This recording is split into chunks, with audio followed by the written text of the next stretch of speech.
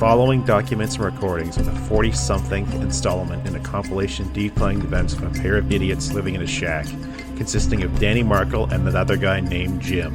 In the winter months, gale storms in Svalbard can reach winds of 130 kilometers per hour. Accompanied by or following snowfall, such storms can reduce visibility dramatically, more so in the frigid months of the polar night. During these storms, travel is not advised. That's why we ain't there.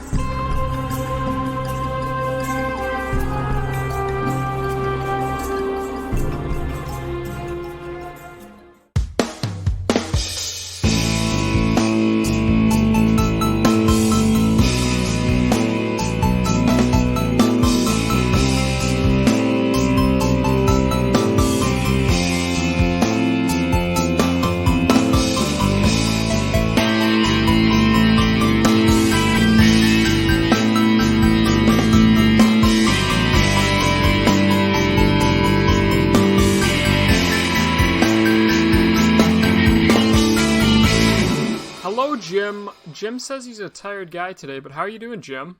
I'm a tired guy. Low energy for this episode of Shack Out Back. Jim's a bit tired, but obviously we're back again on the Monday. We were a bit late last week just because I was on holidays and Jim was a busy guy and no one's to blame, but everyone's okay. Everyone just calm down. You should listen to that episode because it was a very good episode. I blame Dan, to be honest. Even though I was the one in control of the edit, it was really Dan's guiding arm not being here that I felt far away from the action. But yeah, obviously we're back. This week we're going to be talking about a little audio drama Jim explained to me, and I had a good time listening to it, and I think Jim had a very good time going back and listening to it because he also listened to the sequel, Other Show, whatever you want to call it. Other Show, yeah. I don't know what's all linked together. I was looking on the subreddit for this podcast network, and someone made a big map of what you listen to and when, and I was like, wow, there's a lot of different shows. And then I looked on their Patreon and I was like, holy shit, they do a lot of stuff constantly. They're a busy working bunch of people. Mm-hmm. But Jim, I know you're tired, but tell me what you did the last 2 weeks, buddy. You weren't tired for all the last 2 weeks, I hope. Tell me what you did, Bubby. So it's me, it's Jim. I'm also the co-host of hashtag Shack Out Back. So, as every 2 weeks we do the bi-weekly breakdown. Fuck, my brain is dying, Dan. I can find the Jim's neurons got three dying neurons firing eyes. currently. Yes, we're Shacko back. We're back for another episode. This week, as I said, we're talking about an audio drama, but we also talk about what we did the last 2 weeks, and Jim pulled out his little notepad, and what did you do? Speak. I pulled out my penis. So I watched a couple movies with old Patsy, old Patricia. I rewatched Mulholland Drive, which I think I made you watch a long time ago. And with the tiny little screaming people? Yeah, with the tiny little David Lynch screaming people and David Lynch, the hobgoblin in the trash. Yep. Pat was disturbed by it. And then me and Pat watched The Order, a.k.a. The Sin Eater, which is a movie from 2002 or 3 with Heath Ledger, and it was truly one of the worst movies I've ever seen. But there's a hilarious moment, and I don't know if it's uploaded to YouTube, where Heath Ledger plays a priest, and then his girlfriend dies, and he has a cry orgasm on top of her body, and me and Pat were fucking screaming, laughing as that was happening. It was so funny. That sounds interesting. A little boring, though. I had a day where I was a little hungover, so I just watched movies all day. So I watched The Man Who Knew Too Much. I watched Rear Window. I watched Dial M for Murder, which are all Hitchcock movies. Then I watched the biography piece called Hitchcock, starring Hannibal Lecter as Alfred Hitchcock. It was also an okay film. I also watched a movie starring Melissa McCarthy that I didn't hate. It was actually really, really good. She did a really good job. It's called Can You Ever Forgive Me, which is another biographical Is that newish? drama. Yeah, it came out in 2018. Okay, I think I remember seeing it and people being like, "Oh my god, she's doing an actual movie," and then I heard it being pretty good. All right, I enjoyed it. It was free on Amazon or Disney or something like that. It was good. Or Paramount Plus or Peacock or Yahoo Screen. Yahoo Screen. I also rewatched Blazing Saddles with my roommate. Still a very funny movie. My roommate didn't like it because they say the N-word a lot in it, but I mean, it's a movie about how racism is bad, so...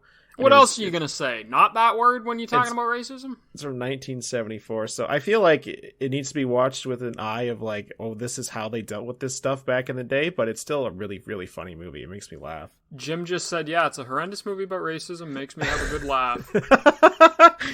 So I also reread Censor by Junji Ito. And yes. I think, you mentioned that. I think I like that book a lot. I think the ending is a little strange because it's about how everything's going to be bad forever, the whole book, and then the ending's like, but there's still light in the universe, and everyone's still good. And I'm like, oh, that's a little bit of a cop-out at the end there, whatever. Yeah, and I then, feel it. As Dan said, if I had picked this topic, the White Vault, spoilers, and I had just listened to all of it, so I didn't really want to listen to the beginning of the White Vault again and prep for this, because I had just watched it like a couple weeks ago. I watched one of their other shows, one of Fool and Scholar's other shows, called Vast Horizon, and it was like a prolonged episode of The Next Generation. I liked it a lot. Huh. It's about a sentient kind of space consciousness exerting power over stuff. It was very interesting. Okay. But that's it. What did you do the last 2 weeks, old Manuel? You brought it up. I almost forgot. I finished reading Junji Ito's Deserter. And you said it was the least good. Yes, I was telling you. Definitely the least good Junji Ito book, but still good. Still some very interesting stories, especially one story that was very, very interesting that you should read when you come over tomorrow. Maybe you can borrow it. It's very good. But yeah, it was his earliest stuff, so a lot of stuff was really, really rough, especially the artwork and the overall story structure, and he hadn't got the page flip scares down yet, but it's still an interesting read, especially since I like Junji Ito so much. Mm-hmm. Big, huge thing. It feels like it's been a long time. I went on my vacation, like I mentioned. Me and my girlfriend and her family and stuff, we went to a cottage up north, and I kayaked a bunch, I relaxed a bunch, I read a shit ton. I'm reading the Terror, and it's based on the Northwest Passage type of journey with the HMS Terror and the HMS Erebus. And Jim, you said it was an Amazon Prime show, right? No, it wasn't. It was an AMC show. On Amazon Prime. I think I've got that confused multiple times. I'm in like page 450 or something like that, and there's about 1,000 pages, so I'm really enjoying it because I'm reading it quite quickly for me. Yeah, I'm also reading a 1,000-page book as well. Bible? And I'm about the Bible. No, it's that Larry McMurtry book.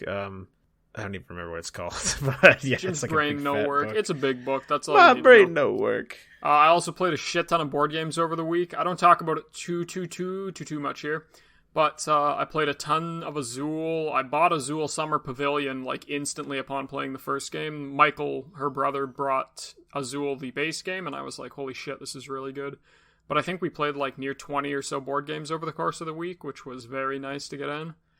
Me and Cass watched Sea Beast. It's a Netflix original movie from a little tiny bit ago. Like, it's really, really new, I think. Very fun movie. I like the monster designs in it and stuff, and the whole sea atmosphere. My week has been very cold thematically, I was saying on Twitter. I was watching The Terror, or I was reading The Terror, and I was watching Sea Beast with sailors, and The Terrors with sailors, and then the Arctic stuff of the White Vault, and it's been very cold. But other than that, it's just been... I was gone for a week on vacation, so I just relaxed a ton. Every day was just hanging out and relaxing, and hearing Cassie's grandparents talk about how much they want to go to Walmart constantly. I missed Dan, listeners. I missed Dan for a week. I didn't have my good buddy to show up at his house and drink his water and harass his cat. Yeah, that's true. Every time Jim comes over, he does drink my water and take off his socks and shoes and sit on the couch. That's accurate. Is that it for your bi-weekist breakdown there, Dan? Do you want to get into the meat and potatoes? I do, Jim. I want to dig in because I'm very excited to talk about it because it's not really a thing I have too much familiarity with, and I think you have a lot more background in audio dramas and stuff like this before, so I will let you start this off. So describe to me what the White Vault is for anyone that didn't listen or didn't look up anything or doesn't have an internet connection. Who is listening to us in some sort of ether right now. Yeah. Okay. So the White Vault is a narrative podcast, and I had Dan listen to the first 2 seasons, which is the first arc of the story, and it is about a team of researchers sent to a remote Arctic location to deal with sabotage at some sort of research base, and hijinks ensue from this premise. And it's all very interesting because a lot of the performances are done in different languages and then translated and stuff, and Yep. everyone in the cast is of different nationality or has a different language they speak, so they have to like figure out the ways to interact with each other and different things like that. So it's a very cool premise, and really only one that could be done through a podcast, I think, because the way that the narrative is described is kind of like a found footage-esque sort of setup, but it's a little bit more involved than that. So what did you think of the White Vault going in? Because I don't think you had any idea as to what this was going to be about. You are correct. I had absolutely no idea what it was going to be about. But I just wanted to touch on something that you brought up. It is very good to see something so multicultural. Like, it makes for such a more interesting story and such a more interesting group of people other than just a bunch of white dudes up in the Arctic, even though the thing was insanely good. Or a bunch of Norwegians in the Arctic. Or a bunch of 2011 Norwegians, or 2 white dudes making a podcast. But everyone is completely different, and I don't know, you said you're not too fond of them, but those like special kind of mid-season episodes where they talk with the cast and crew and stuff like that, the voice actors, did you listen to them or no? I listened to them when I first listened to the show. When you initially listened to them? But I made my own playlist of the White Vault that just had the episodes of the White Vault and the mini-sodes between seasons, so I cut out a lot of the chaff and stuff like that. It's not really chaff. It gives you good background. It's good. It was interesting, and they talked about it too, how they really wanted to make something that was multicultural and had a bunch of different facets from life. And I do think it really does make it more interesting. Especially, it makes you feel like the world is actually more built up, because there are times where they're like, "Can you please like speak the language that we're speaking? I have no clue what you're saying." And yeah, there's a bunch of notes and recordings in different languages that are translated. It's very cool. I think that in terms of what you first brought up, the podcast structure or whatever, I think like structuring your feed is very important. And I think I would have appreciated those talks to the actors and stuff if they were between seasons. Yeah, it was kind of odd, right chunked in the middle. And it was a long episode. It was like over an hour or just about an hour, I think. It kind of caught me off guard. I think they've done that for their other shows as well, to a greater or lesser extent, because I think I skipped over something when I was listening to Vast Horizon. Yeah. But yeah, I think that now that I'm finished the sort of arc, the first like main sort of series of the White Vault, they might bring it back in some other capacity. I'm not sure. I'd be interested in going back and listening to those interviews and stuff, because a lot of the voice actors here too are extremely good and do extremely good performances. Oh yeah, they're... Mine especially, one of my favorites was the woman who plays the voice actor for Karina Schumacher Weiss. I have all their names written down so I can remember them. There's only a couple, but I don't want to pronounce them properly. Yeah, Karina Schumacher Weiss sounds exactly like... Oh, I've actually written down her name. I'm so smart. Thank you a week ago, Danny, or a couple days ago, Danny. Kessie Rillaninki. Kessie Rillaninki. She is a very good voice actor, and she sounds exactly like, and I'm sure it's just because of the nationality, she sounds exactly like the woman who plays Simone in the Netflix show The Rain, and her actor's name is Alba August, but she sounds exactly like Alba August, and every time she talked, I just imagined her talking in The Rain. It was very, very good. I don't know what The Rain is. What is The Rain? It's like a Netflix show about rain that's evil. The rain turns... I forget the logistics. The rain is like a virus or something. That sounds fucking awesome. Why haven't you told me about that? It's not bad at all. It's 3 seasons long, and it actually ends, Jim. It doesn't like get canceled completely. They have like an ending, and stuff happens throughout the seasons. It was a good watch. I would suggest that. Why haven't you told me about The Rain before? This sounds totally up my alley. Jesus. Maybe that'll be an episode, Jim. But maybe that'll be a good Shaco back pick. The Rain, Shaco back in The Rain. But yeah, I've never really listened to any audio dramas. The only one, God help us, the only one that could come up that I have listened to was what you picked I want to say a couple episodes. I bet it was good like old a year ago. Archive 81. Archive 81. And it's... The sucks. only thing, this, and I was trying to get my thoughts down about what exactly I liked about this so much more. It wasn't just like a little bit. It was like, this is like leaps and bounds better than Archive 81. And it's a bunch of stuff. I think most importantly, it's the characters. Archive 81, I didn't, fuck me, I don't know the guy's name. I didn't like his him. His name was Dan. Oh, his name is Dan. Curses. I didn't ever find him a believable character, but No. most importantly, everyone in this show, they do have a background, and they talk about stuff that's not just immediately happening to them. They talk about what they're doing when they get home, and their husbands, and their kids, and their life, and stuff like that. I think besides good character development and setting up the good characters in the show, I think that this show also has a good, like, pace to it. Whereas It does. Stuff happens. Archive 81 was very meandery. Yes. And it was It was dependent twice on as long. Dan doing things. No, yeah. Archive 81 was 20 minutes, right? It was even shorter than some episodes of this, I believe. Yeah, I think And you're right. it was at a breakneck fucking pace throughout the entire show. I was telling you, I think we talked about it in the episode, but so much happened so quick, you never actually felt like... You mean in Archive 81? Yeah, in the podcast, not in the show. I feel like the Archive 81 podcast was kind of like stop and start. It was like he wouldn't do anything for episodes and just cry and talk to his rat. Yeah. And then the last episode, 18 fucking things happened in 5 minutes. Yeah, it just wasn't didn't know the how to best. pace itself. But this show is really, really good. And I think that another good thing about The White Vault is that it's a horror podcast. There's supposed to be a horror narrative. So it has those things that are like, there's some downtime. This is some high time where some weird stuff's happening. Here's some more downtime. Here's some more high time. What's going on? Like, it does that balance very well, I think. Yeah, it's not just constant on the gas the entire time because your emotions get worn out. It was good. I wanted to mention, I don't know if we've talked about it on here, but I know you showed me it.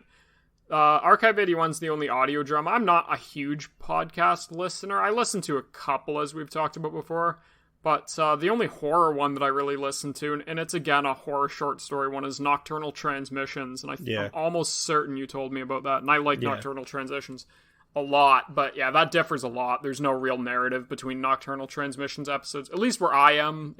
Maybe they do start to add more in the future, because I know it's still going on, but... I don't think that a lot of podcast production companies do the whole narrative podcast well as the Fool and Scholar does with their shows, because there's a couple other podcasts that I like that are horror themed, like Nocturnal Transmissions that Dan talked about, but that's a guy reading short stories. Yes. And Knife Point Horror is also very good, but that's an author reading his own short stories. They're also pretty contained. They share themes and stuff between stories, but it's also very contained. But yeah, for me, like, I'm not scared by the White Vault per se. I think some of the themes are very scary, but it was interesting and it was very cool. Yeah, and the concepts were very cool, and the monsters plural. I think there were more than one, especially by the end of the second season. I think there was a couple that they've encountered. Mm-hmm. They're very good. They're very descriptive. And it's, again, like we literally talked about it last week with The Thing. The Arctic is just such a good area to set a horror something in, a horror show, a horror podcast, a something. It was just a great setting. They're very, very isolated, clearly. They can't really go anywhere because the environment's going to hurt them. Yeah, it's just like the ocean. I mean, the ocean is also same completely type of idea. inhospitable to people, right? And just like the Arctic, it's a good way to get you on edge because you could fucking freeze to death. It's like all those stories you hear in real life. Like, you ever hear the stories about the guys who just disappear in the woods at night when it's snowy? Or, like, there's that...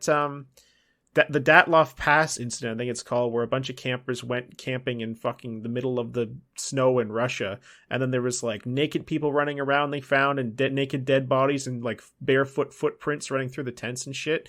Like, that's the kind of stuff I think about when I think of a horror podcast set in the Arctic. Yeah, I mean, Jim, you do know what happens to all those people that go missing camping, do you not? Yeah, they get assumed into the leaf beast from How to Survive Camping. The Sasquatch population, and this is a real theory, Jim. Jim, this is a real theory. I'm not lying. I believe it's called Missing 411. It's there's a real theory that a lot of people believe. Are you gonna say before you say it? Before you say it. But when Barry Dodds talked about the Sasquatch, he said, it's deadly seriously. Yes. That he paused and he said, if a Bigfoot gets you alone in the woods. Yep. He may bum you. So are you going to tell me that a Sasquatch is bumming all these people to death? Jim, I cannot confirm nor deny the bumming of these people by the Sasquatch population. But I will say, lots of people believe that the missing, you can look at the areas where all of these people go missing and hook it up with the Bigfoot sighting map. And Jim, I'm just saying, there's must be a correlation here. Are you saying that people are morphing into Sasquatch? Yeah, like animorphs. They go up into a Sasquatch and they walk off into the woods. Fucking but that's hell. Can we get back on That's enough topic? of this. I'm done talking about Sasquatches. All right. Throwing aside spoilers. Season 1 and 2 of The White Vault. Yep. There is more. I was kind of looking into the future. There's multiple seasons of The White Vault, but yeah, you are right. Season 1 and 2 are completely contained. After that, I think I am gonna keep listening to this 100%. I was looking at season 3, and it was about a new group of people in the Andes, I think, I believe. But yes. The Patagonian Andes, yes. Yeah. I think that this first season, I liked season 4 and 5 as well, because they're sort of a contained arc in themselves. But I like this. This is my high point of The White Vault, because it introduces you to everything, and all of the characters really work well together. So what do you think of the specific characters in this season, Dan? What do you think of Walter Heath? Characters, you got Dr. Rosa De La Torre. Yeah, Walter Heath. Graham Casner. Jonas is the only one I can't really remember much of. Jonas is the guy who's like, let me make the tea, let me make the schnapps. What happens to Jonas? When does he Jonas gets bit by like something, and then he starts morphing and his skin starts sloughing off, and he just gets left in the bottom of the He's cave. the last one. Yeah, he's the last one alive.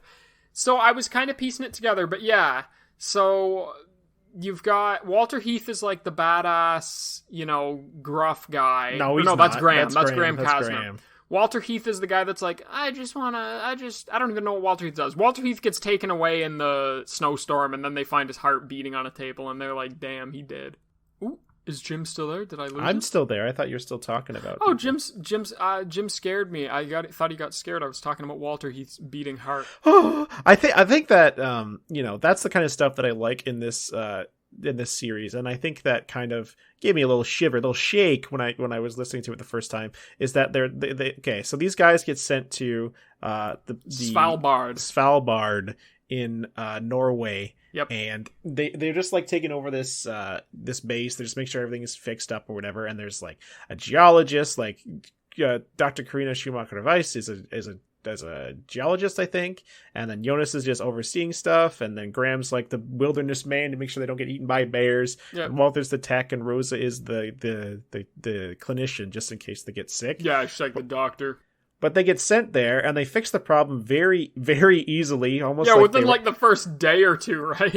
Almost like they were baited to go there, Dan. And then they go down and they discover this like Cthulian underground city that has not been touched in thousands of years. That's just like created by proto-man, and there's statues everywhere, and narwhal tusks the size of like buildings. Yeah. I didn't like it. The descriptions, especially, I really liked Graham Casner's, I guess, what would you call them in an audio, like his like solo moment where he talked for a long time about the stairway of teeth that they found. That was what I was going to talk about, is that like I liked that a lot. He was just like, so we figured out it was teeth. And then I did some calculations as to how many teeth were in these fucking stairs and these boxes and stuff, and he said there were thousands and thousands of human beings' heads worth of teeth scattered all over the place. That's fucked. Yeah, I didn't like picturing that. And that's the other thing. This is written by a K.A. Stats wrote The White Vault, and I'm sure she wrote a bunch. What did you say the company that produces these is called? Fool and Scholar Productions.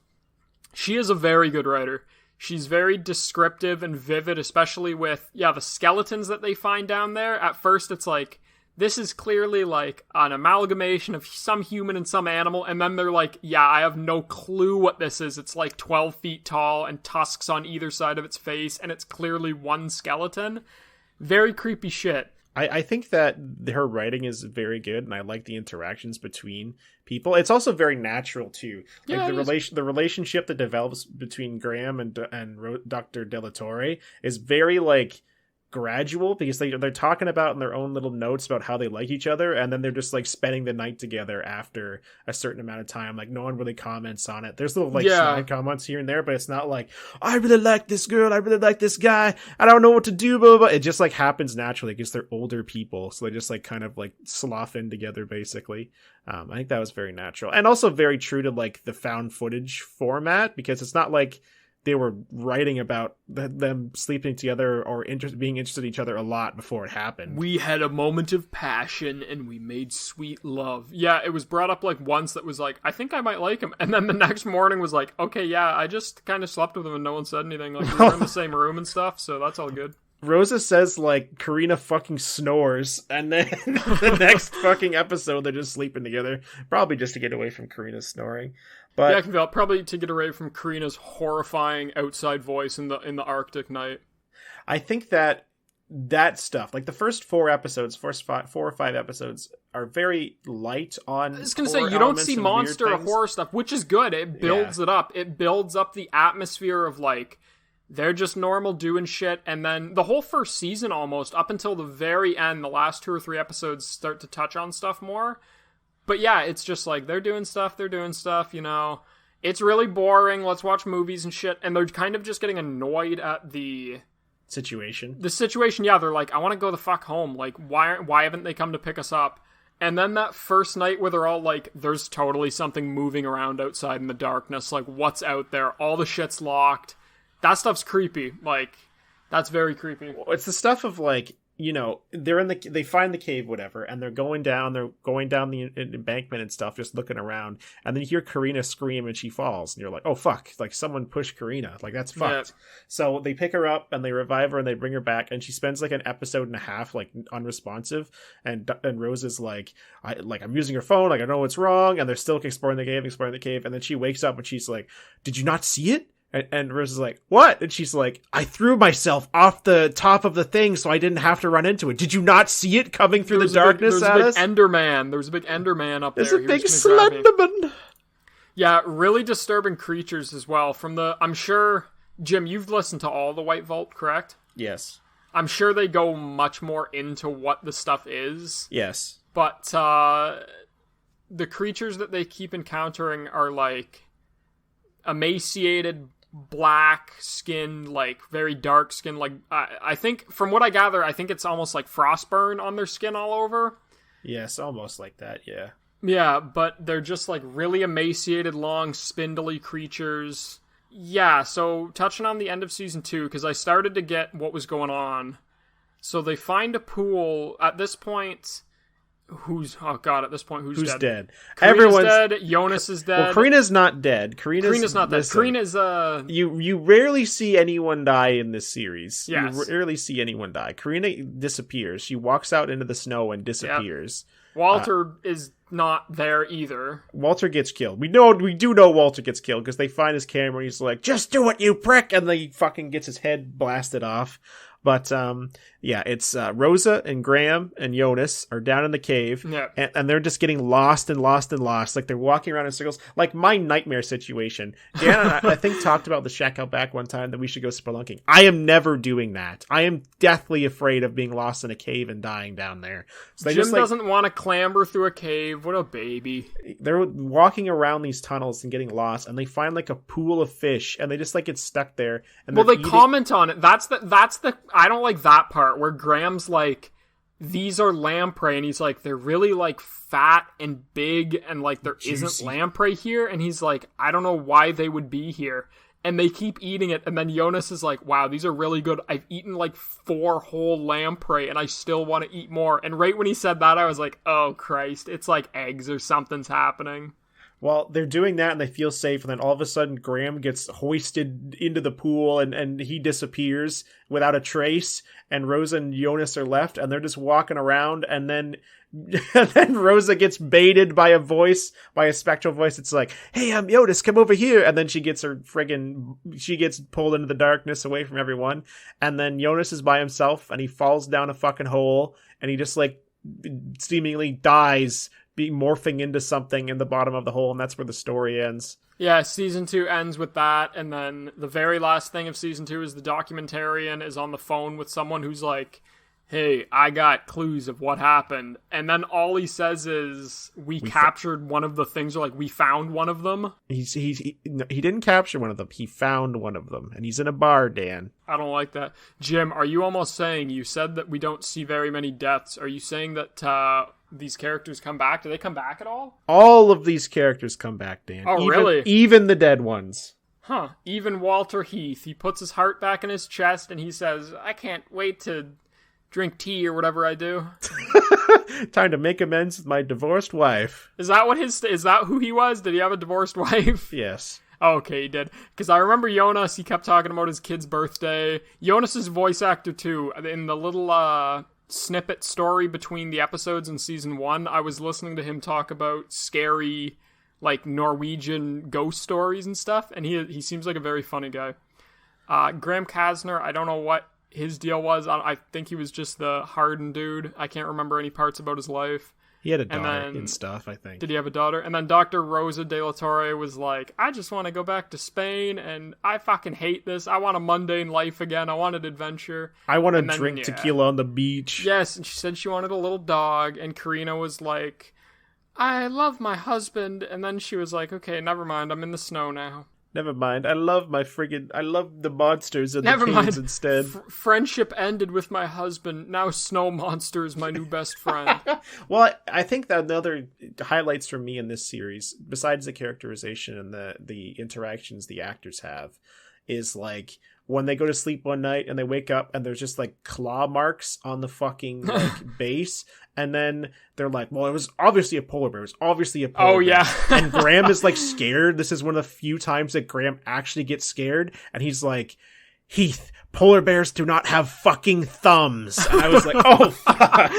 Yeah, I liked that a lot. Because the whole time, Walter is like, it's definitely a polar bear. It's definitely a polar bear. Or Jonas, and they're talking about it. And he's like, yeah, it's not a fucking polar bear at all. And at first I was like, okay, so someone's gone insane, obviously, and has started, being a little bit sussy. They're venting around the complex and being stuff. A sussy baka. Yeah, and they're doing shit. And it's not a red herring, but it's like, they haven't really shown the monsters yet, so it's still possible that someone's just gone insane. Or there's someone that, I was also thinking potentially, someone is a, like mole for the company. I forget the company's name off the top of my head. Stratacorp or something like that. The company that Jonas works for, yeah. Yeah. That was my first thought. I was like, maybe they put these people out here as like a test to see how certain people react in these type of situations. I didn't expect the monster shit to start happening, and then when it started happening, it was very, very fun. Well, it's like they could not have scratched shit into the side of the bunker. Like, that's not something a human being cannot grab the statues and move the statues around in the little underground town. Like, a human being can't do that. So it obviously has like some sort of supernatural element to it. Yeah, I didn't like the statue either. So when they go into this town under the ice, and it's like massive and a huge thing under the ice, what did they describe the statues as? Were they humanoid statues? Was that what they were? Some of them were, and some of them weren't. They were really vague and intricate and stuff like that, but it was kind of ambiguous because it was also dark. It was ambiguous as to what some of them actually were. That was very disconcerting. It reminded me a lot about, it's not a unique premise by any stretch. Stuff that moves when you're not looking. A lot of things do stuff like that. The Weeping Angels and stuff Weeping like Angels that. And SCP-189 or whatever the fuck it's called, the thing that breaks your neck. But very disturbing. They would walk through a corridor and turn around and be like, okay, fuck this, let's go home. And huge statues that you can't even move or get past are now blocking your way. Not fun. I don't want to do that at all. I told Jim, if this was me in this situation, I would have killed myself immediately. You would have killed this. I said it last week and you denied it, but now you admit it. Dan, as soon as something supernatural happened, Dan would be like, okay, and he would grab the shotgun and just start shooting everyone in the head, and then he'd put it in his mouth and blow his fucking head off. If I can't figure out that within the first day, if I don't have the answer of is it Bigfoot's or not, I'm gonna kill myself. If it's Bigfoot's, I'm not. What if it was the Toronto Tunnel Monster in the Arctic? I'd kill myself instantly. I'd be so terrified. I'd be so terrified that Toronto Tunnel Monster got from the inner skirts of Toronto up to the Arctic instantly. I'd be terrified. Oh my fucking god, Dan. Okay. I was mulling it over in my head that we should do another episode about cryptids sometime in the future, but I was like, it's been too recent. I have to wait at least another 6 months before bringing it up again. Look forward to that, listeners, of Dan saying insane shit to me and me trying to have a straight face. I was thinking about what stuff I'd talk about. I was going to talk about the bunny yip, and I was going to talk about some other stuff. I feel like this series also avoids a lot of tropey things that would have happened in something that's another thing that's trying to copy the thing, basically. Like, it avoided, like, Heath and Graham are heated, like, they don't like each other, but they're not, like, yelling and screaming at each other. Yeah, because they have to fucking survive, right? Yeah. I liked that as well. You could tell that they both did not enjoy each other's company, but they were also like, okay, we have to, like, why the fuck are we gonna fight? I think Graham even says it in the tunnels. He's like, why are you, to Rosa even, he's like, why are you fighting with him? Like, there's literally no point to fight with him. Like, I know we're lost, but we can't fight. And I also like the strong female characters as well, probably because this is written by a lady. But yep. Rosa and Karina, like, even though Karina's the first to, like, start to go crazy, she's like, fuck, I don't want to do this. Like, I feel like I want to, like, just stay here and be evil with everything else, but I just want to go home and be with my fucking husband and shit. And then Rose is the one who's keeping everyone together, making sure everything's okay. And really, like, when Graham dies, you can tell she's, like, or when Graham disappears, you can tell she's, like, very, very, very upset and doesn't want to continue on, but she's, like, you know, it's like, what the fuck else can we do? Like, we just got to keep going. Like, we don't really have a fucking choice. She doesn't here. Sit down and cry and is like, and then Jonas picks up the flashlight and he says, let's get going. And they barrel their way out of the tunnel. Yeah. I think not a story with a happy ending, I'll tell you that much. No one gets out of this. No one gets out. Yeah, going into the last episode, I was like, yeah, no one's living. I was like, no one's getting out of this. The story's definitely ending with these people, and then it'll go on. It was very, and upsetting, too. Like, upsetting in a good way, because you've grown to like these characters over the first 2 seasons, and it's just like, yeah, they're really good. Like, even Walter, who can be a fucking prick, like, he's still, like, not a bad guy. Like, he's still, like, respectful and wants to help people and shit. Like, he's still, like, okay, and then they all just, like, die. And they're not a pack of pricks like they are in the thing. Like, the thing is full of a pack of pricks. These guys aren't a pack of pricks. No, everyone is decent here. I felt really bad for Karina, too. Her death was very, very... Or her disappearance, as Jim says, wink, wink, at the camera. But I liked that they touched on... So Karina came back. At least Karina's... Something that looked like Karina came back, and it was knocking at the door to be let in. And I think it was Jonas and Walter that were like, come on, we gotta open up the door. Like, we gotta open up the door. She's right there. And Graham was like, we're not opening that fucking door. It's like -40 and she's standing there with no bruises or blood. We're keeping that door securely closed. And that was right in front of them, and they could see it looked like her. So, again, I haven't listened further, but obviously whatever these things under the ice are They've shown that they can mimic voices. They obviously can completely change how they look, I guess. I don't know. When you see it, Dan, it sees you too. Oh, yes, you are right. Yeah, what was it that she kept saying? When you see it, it sees you. When you hear it, it hears you. When you touch it, it touches you. Yep. Okay, I totally forgot about that until now. I'm very excited to keep listening to this, Jim, I should say. I'm definitely going to keep listening to this. It's going to be one of those things I have on in the back burner. I've been listening to it while playing Vampire Survivors and 20 Minutes Until Dawn. It's definitely also a good podcast to listen to idly, but also, like, it's also a good podcast to sit to and, like, just do just that. Yeah. Like, unlike Archive 81, which is made to be, like, fodder for your ears as you mow your lawn on your tractor, I think this podcast is a lot less popular than Archive 81 because it doesn't have a show made after it, but I think it deserves way more attention, and there are other shows too, because I really, really liked Vast Horizon. I didn't like it as much as the White Vault. It had less of a rough beginning than the White Vault, because I feel like in some of the places, like, I do like how these voice actors work and what they do, but I feel like you lose a little bit of context with interaction when you're doing something over, like, an audio medium instead of, like, the actors seeing each other or working with each other. I feel like some of the stuff in the first season was a little rough in terms of, like, conveying how they were supposed to be feeling and stuff, but it improves greatly even as it goes into, like, the end of season 1 into season 2, when they really got a handle on how to put this thing together. I could get that. I wanted to say the other thing that really surprised me was, I don't know how to word this without, like, these people the people who produce this show, and they have they have like a crew of people. Like, it's not just one or two people. I don't think it's a few people at least. And it's one of those things, like, I've never heard of it before Jim mentioned it. So I was under the impression it was a smaller, not fan base, but smaller listening group, smaller group of people that knew about it. And I looked at the Patreon, and it's like, no, they make a decent amount of money each month, and they have half a dozen or more shows that they have run and are running all at the same time. And it's like, how much do they make on Patreon as of July 20th, 2022? Let me double check, but I'm almost certain it was $15K a month. I think so. I mean, that's not a lot to run a production company, but they definitely deserve it and more. I mean, they're putting out free content, and I know they have like side stories for the White Vault that they're doing. Yes, I saw that as well. Patreon and stuff, which is good for them that they're giving people the kind of content they want. Yeah, get that bag. They were getting that bag, Jim. You know what I really want to do after listening to the White Vault?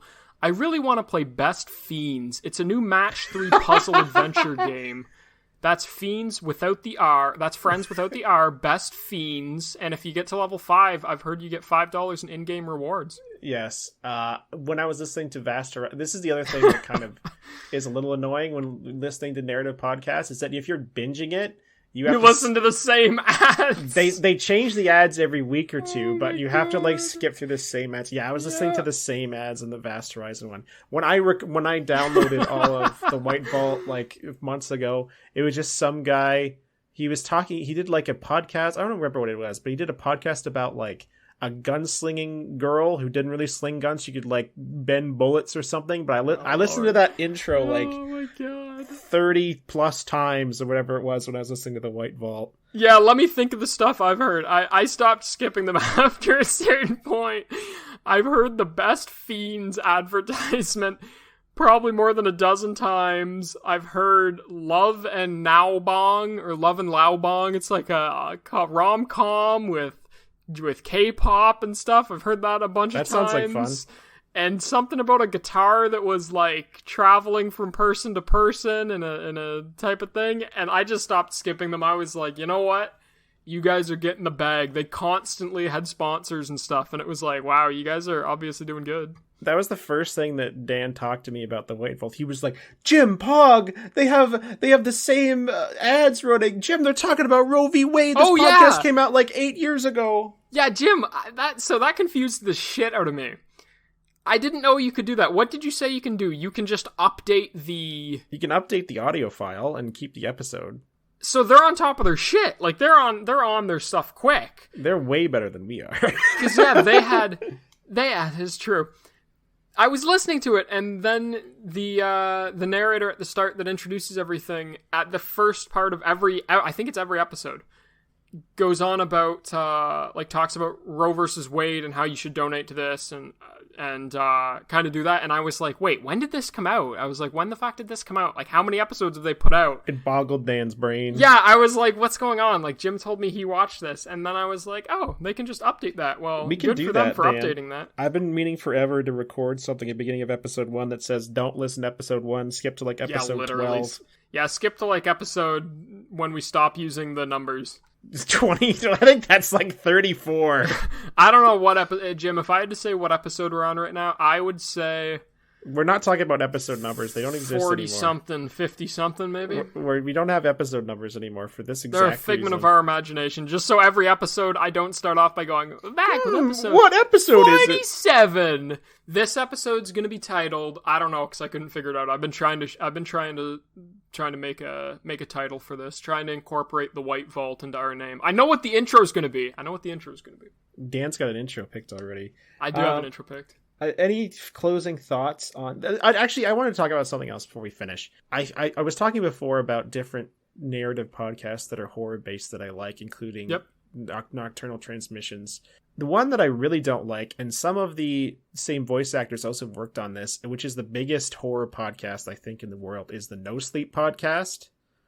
Yeah, they mentioned it once or twice. I was wondering, is it like actually the No Sleep podcast, like Reddit No Sleep? That's what it started as, but then it became something that you could send stories into, and they had writers and stuff on the team, I think. But okay. I don't find that podcast very good at all. I don't like it very much at all, because I don't think it's very focused, especially with all those No Sleep stories that are fucking random.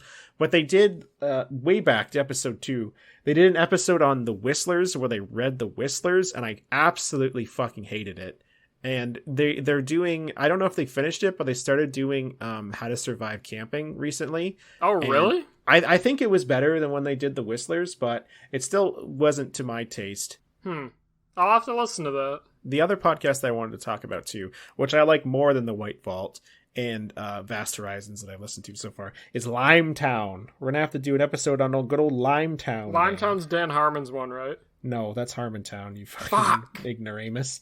Limetown is another narrative podcast, but it's like a mystery-based horror podcast.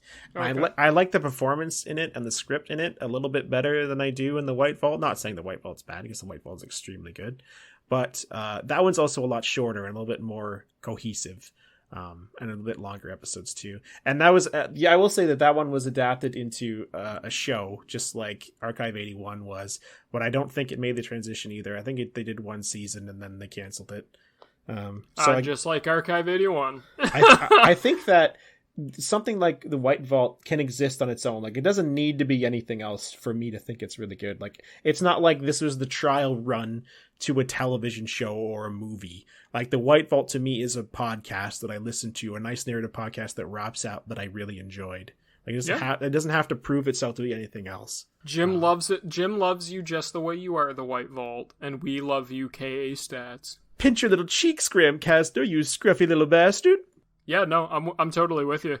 I always find it interesting to find little corners of the internet like this where I'm like, wow, is this like undiscovered? And then it's like, no, there's just a very niche like group of people that is quite big who likes this shit. And it's like, wow, that's not small at all. Like, they make a lot of money in my mind. They make a lot of money each month doing it, and they do a bunch of shit, and I just have never heard of them. And I always find that interesting. I bet there is a ton of overhead cost for this, making this show. Because you have to pay the voice actors, you have to pay for the translation, you have to pay for the mastering, you have to pay someone to do that unless they want to do it themselves. But I don't have the audio skills to do that. Jim doesn't speak other languages. But, good for them for not, taking the money and run like the Archive 81 guys did.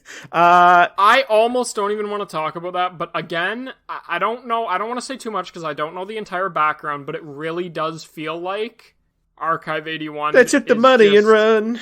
Yeah, it's just gone. Like, they got whatever Netflix money it was, and I'm going to look on their Patreon after they stop recording, and I'm going to say to Jim, yeah, the last comment was 2 years ago or something. But the White Vault's not like that. If you guys listen to the White Vault, and I might start giving money to KA Stats and Fool and Scholar Productions on Patreon, because I support people on Patreon. If their tier's low enough, I'll throw them a couple bucks or whatever. But I greatly enjoy this show, and I greatly enjoyed Vast Horizon. I really enjoyed Vast Horizon, and I'm looking forward to listening to the other 3 or 4 shows that this company's produced. Yeah, and if you guys have any interest in horror or just a good story, if you're sitting on your lawn tractor and you need something to listen to that's not Dolly Parton, you can definitely give this a listen, because it's free and it's great content. I would recommend you listen to this on your lawn tractor. I'm the same way as Jim. Definitely give this a listen.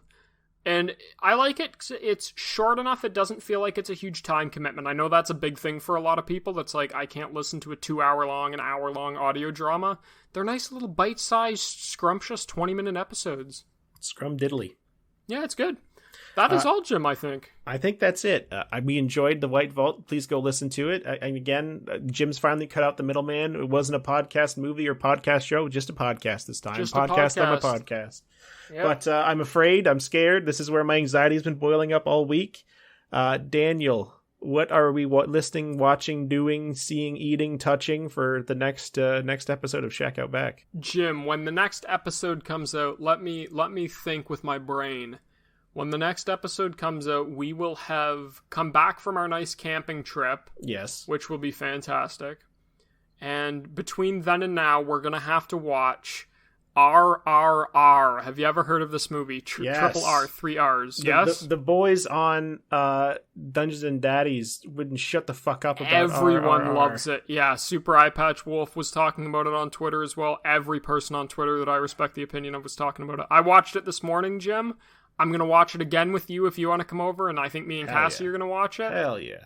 It is an Indian action drama epic movie. It's fucking 3 hours long, and it did not feel like it was more than an hour long. It was so good from start to finish, Jim. From what I've seen, I remember I was watching Hard Boiled one week, and the way they were describing it as like an action-packed thing, I was like, shit, yeah, I want to watch another action movie. So it's so good. I am excited to see that. I've heard it's epic, and it'll be a good episode.